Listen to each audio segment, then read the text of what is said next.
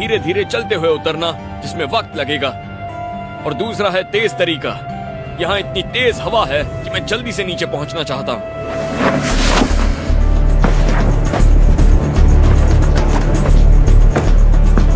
पीछे की तरफ झुकें और लंबे लंबे कदम बढ़ाएं।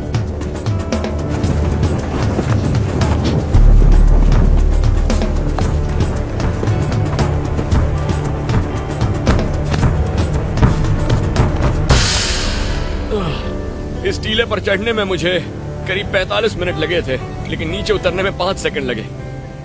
ठीक है, आगे बढ़ते हैं।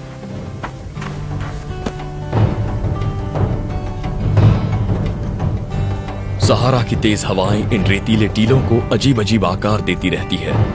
इनका इस्तेमाल करके आप आगे बढ़ने की अपनी दिशा तय कर सकते हैं।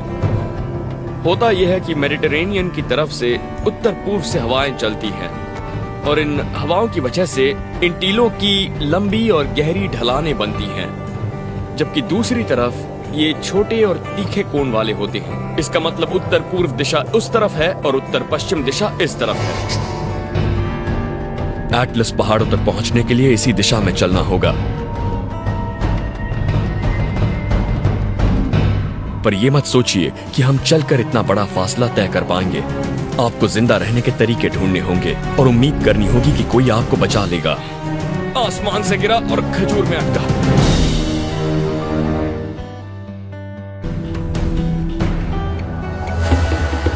मैं उत्तरी अफ्रीका के सहारा रेगिस्तान में हूँ। यहाँ से पैदल चलकर बाहर निकलने की गुंजाइश बहुत कम होती है। यहाँ सिर्फ जिंदा रहने के लिए जूझना होता है, और अगर आप ऐसे किसी पाम के पेड़ तक पहुंच जाएं, तो यह आपकी जान बचा सकता है। इससे खाना, पानी और रहने की जगह तीनों मिलेंगे।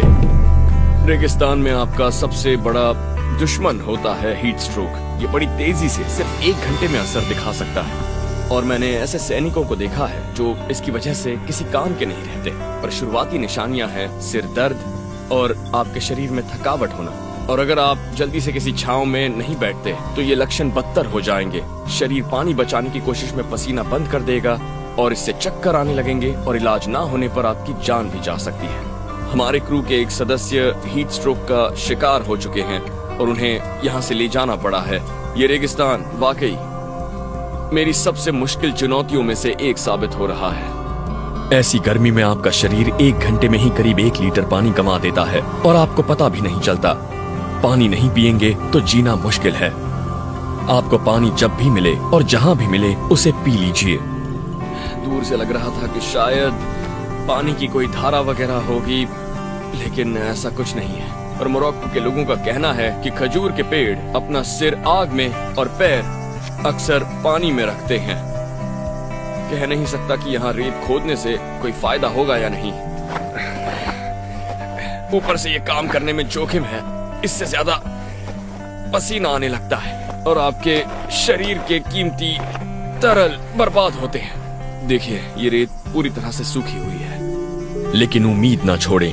बूंद भर भी पानी नहीं है। पानी की एक बूंद भी कुछ ना होने से बेहतर है। ये सेना की एक तकनीक है जिसे ड्यू ट्रैक कहते हैं। इसमें 45 सेंटीमीटर गहरा सुराख बनाया जाता है, जिस पर पाम की पत्तियां बिछा दी जाती हैं। अब मैं इनके ऊपर कुछ पत्थर रखने वाला हूँ, और ये पत्थर ही नमी को इकट्ठा करेंगे। इसमें होता यह है कि रात में ये पत्थर ठंडे हो जाएंगे, और उसके बाद सुबह जब सूरज निकलेगा तो एक कॉन्ट्रास्ट पैदा होगा। बाहर गर्मी होगी, पत्थर ठंडे होंगे, उससे कंडेंसेशन होता है। अब इसे पूरा करने के लिए ऊपर कुछ और पत्तियां रखें। तपती हवा